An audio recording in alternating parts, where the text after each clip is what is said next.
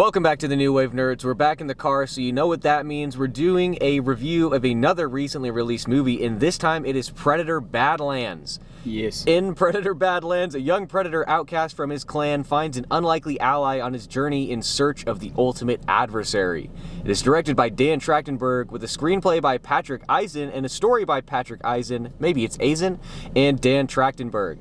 It stars Elle Fanning and, I apologize in advance, Demetrius Schuster Kaloa Matangi, Ruben de Jong, and Michael Homick.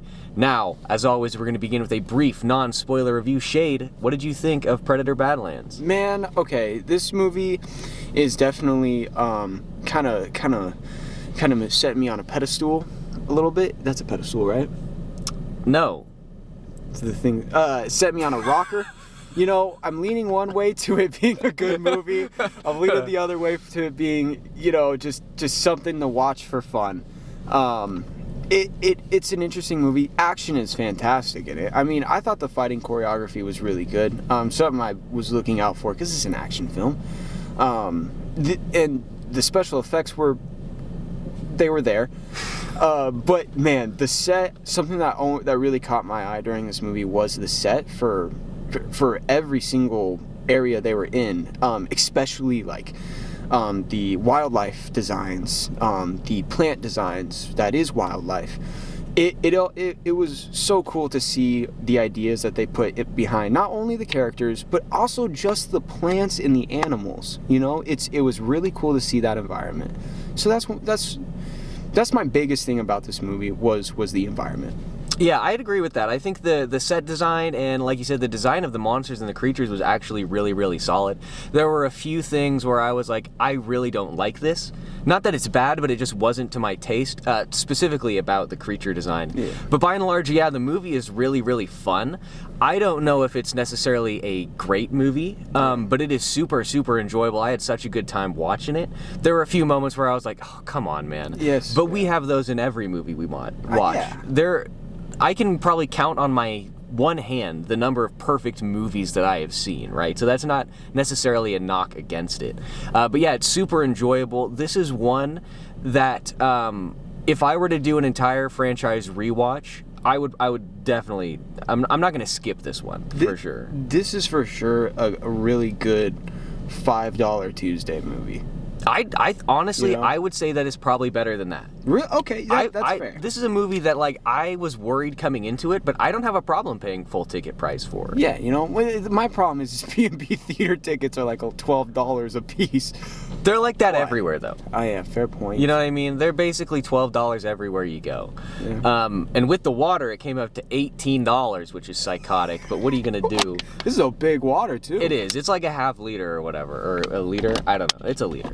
But any case, it's super fun to watch. Agreed. The effects. There were certainly some moments where I was like, "This looks iffy," but I think that just part and parcel when you have a movie that is like 99% special effects with monsters and crazy action sequences.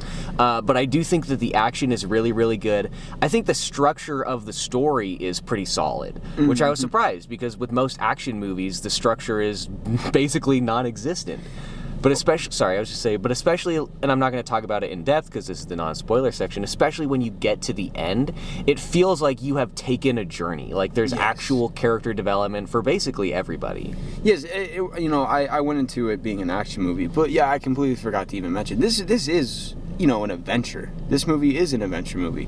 And that was a fun aspect that I, completely disown.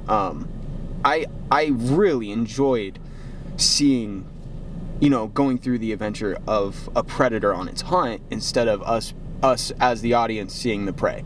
Right. It was and that was one of the main things I was mostly excited for going into this movie, was we get to be on the side of the predator instead of the prey. And it's such a cool insight, For sure. And I think both the story and the acting of the Predator, who we'll just be calling Demetrius, because I don't know if we're saying his last name right. Demetrius. Because of the writing and because of the way that he is able to, portray the body language and the facial expressions, the Predator is actually like really sympathetic in this movie. He is. Like, you really sort of understand his plight, and because of that, that's why you get like the satisfying journey for him once you do reach the end. And and we go through this. It's so fun because we go through this movie with the Predator having a set goal, and I'm not gonna say that goal yet, but he has a set goal, and I love how it all just changes and it turns into a new mission, a new goal, right? A new thing he's after. Well, we can say what the original set goal is, because that's the point of the movie, is that he's going. The original goal is to defeat this unkillable monster, so that he can be honored and become a member of the clan. But yeah, as the movie progresses, which obviously we're not going to talk about how it progresses, that goal changes, and it's interesting, to watch that take place over the course of the hour 45, 2 hours, however long it is. Yeah.